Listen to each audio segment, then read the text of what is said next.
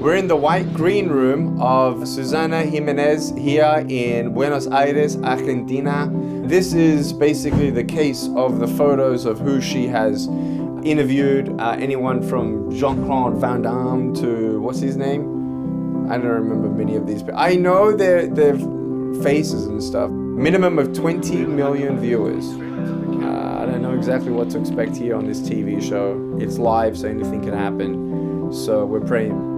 I'm just looking at what they're doing right now. They're doing something with a fishing pole, and it's an interesting program, full of flavor. Let's do it.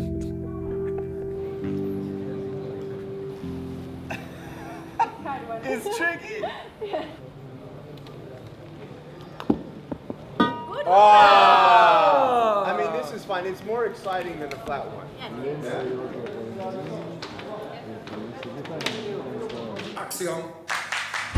Buenas noches, mi nombre es Nick Vujicic. I'm from Australia. I now live in California. Many people, they are wondering, why do I smile so much? Where do I get my joy? How did I find my purpose? You know, purpose is so important to find in life, and it needs to be a real hope that we have for us to have a real joy. Even though we were very, very tired, being on the television program that had so many people watching, it was an opportunity to share very clearly what Nick wanted to share. Un abrazo. Un abrazo. Hola. Hola, Oh, mucho gusto. Gracias.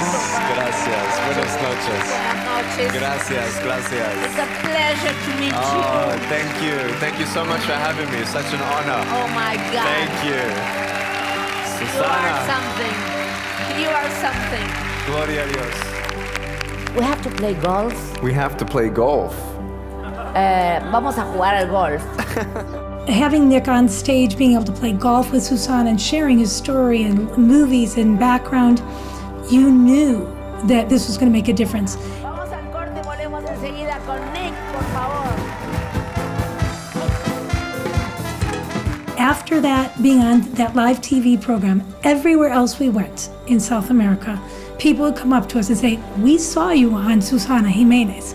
That TV program opened up many, many doors for people to listen more and to know more about Nick and his story and his message.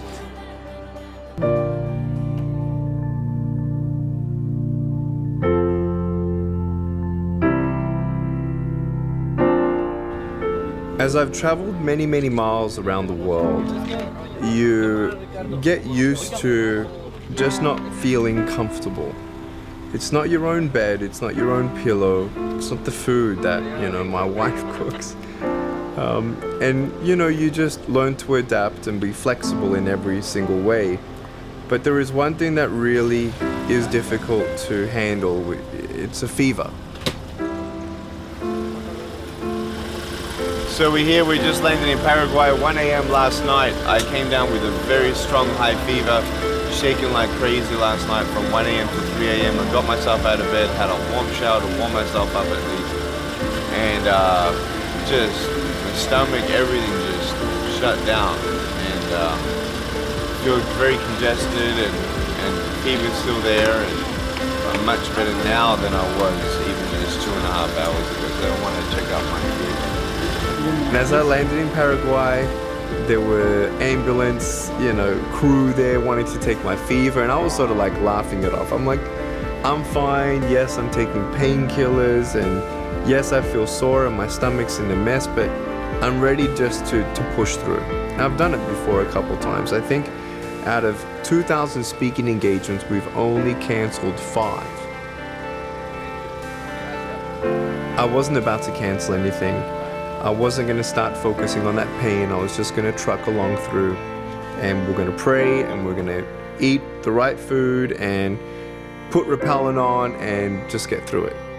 Knowing that Nick wasn't feeling well, as we wanted to be sensitive to his physical needs and knowing how much of the schedule we were going to have to change or adjust, I was amazed to see that when he got on stage and we was there, just the strength and energy that God gave him to be able to speak. He'd get off and then go sleep and rest. Very clearly, it was not in his own strength. He didn't have his own strength at that time. It was amazing that every time we prayed in Paraguay, but it was after the prayer, and as I just get on stage, I feel the fever disappear.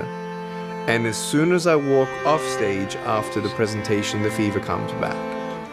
And I've experienced that only a few times. You feel the grace of God, knowing that your head is all over the place and you're wondering, can they see that you're not feeling well? You don't want that to be a distraction.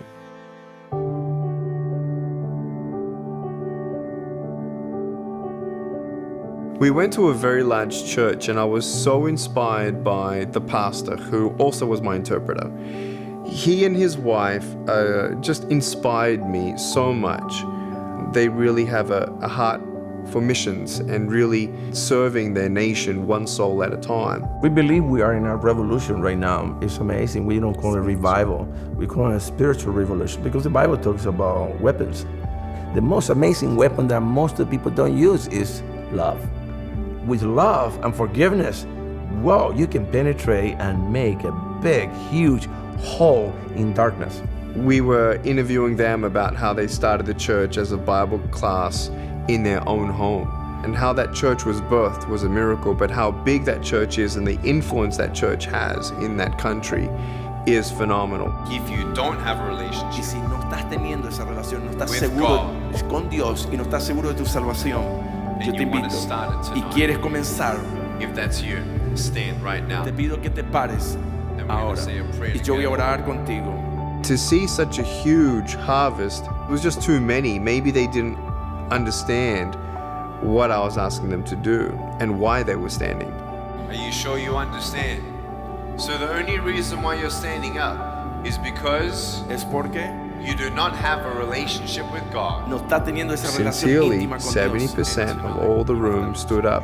A huge response, absolutely huge response. And they were hungering for the hope that I was talking about. And that hunger really moved me. If you need to sit down, sit down. Si necesitas sentarte, sentate. Wow. Wow. Gloria a Dios. Glory to God. Yeah, I think it gave such an inspiration for the people, thinking that, wow, maybe I could do something too. And that's just that hope that Nick gives, that message that Nick gives. So simple, but so clear and so well said that there's hope.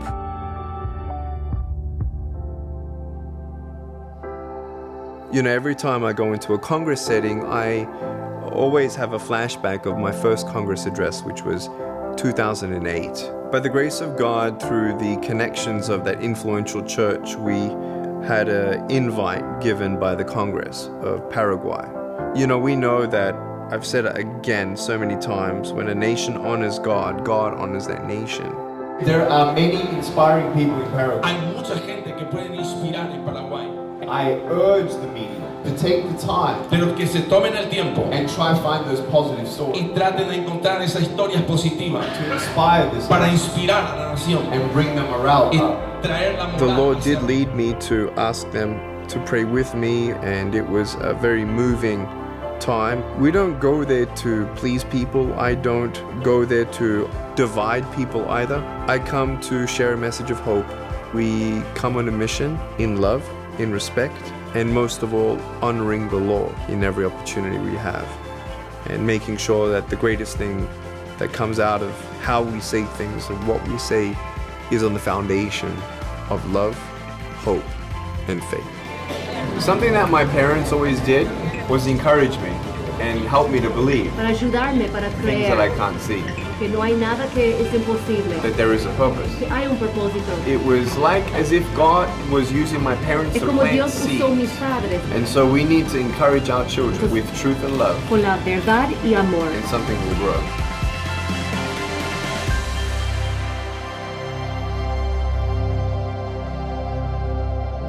With more or less 50 conference speakers at the Spiritual Life Conference in Buenos Aires, of the 50, the organizer told us only 2 of them claimed to be Christians. So Nick was representing the whole Christian faith to these couple thousand people that were looking for more meaning in their life. It's even more significant to understand that Argentina is a nation that really has gone through a lot in the last even just 30 years. The nation has come to a realization that we need to be awakened to the spiritual realm, that we can't do this on our own. They understand that. They understand that governments itself cannot fix everything. Money itself cannot fix everything.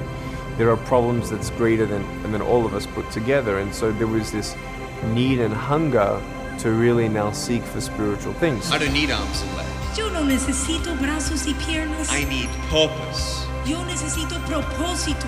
Real purpose. Un propósito grande. Eternal purpose. Un propósito real y grande. Not just to be good for the sake of being good. No quiero. So it's an inroad into the most influential people who realize they need a spiritual awakening, and now they're going to hear my testimony, but I finally feel like my body's coming to normal. So I feel like 4 times stronger than yesterday, so I'm ready to preach it. So here we go. Knowing that the audience was not a friendly audience necessarily, but they were friendly. Nick was able to open that door and they listened to God's message in a clear way, even though they didn't really understand when they came in what Nick was going to be presenting. And that was a very exciting time to see Nick so clearly explain why Christianity is a good option for being the basis for life.